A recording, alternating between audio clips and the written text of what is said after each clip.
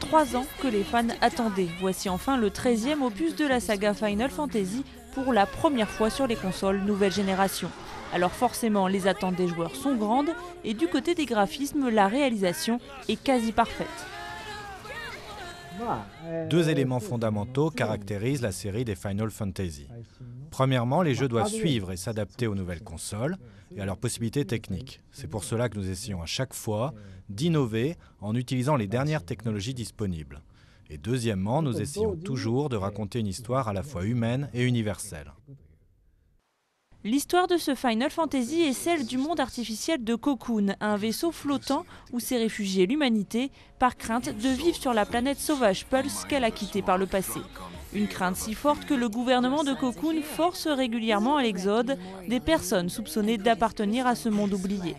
C'est là qu'entrent en scène les personnages de ce jeu de rôle, autour notamment de la mystérieuse Lightning, le jeune fougueux Snow ou encore la timide Vanille. Et comme d'habitude, le jeu est rythmé par une musique soignée et de nombreux combats. Dans Final Fantasy XIII, nous avons gardé certains éléments tactiques de la jouabilité lors des combats qui ont fait la renommée de la saga.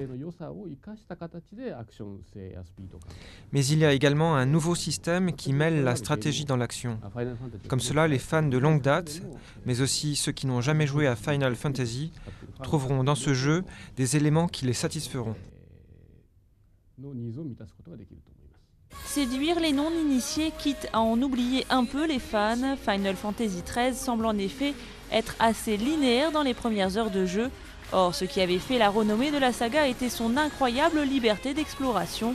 Après avoir écoulé près de 92 millions d'exemplaires des épisodes précédents, l'éditeur japonais Square Enix mise gros et veut dépasser les 100 millions grâce à ce FF13.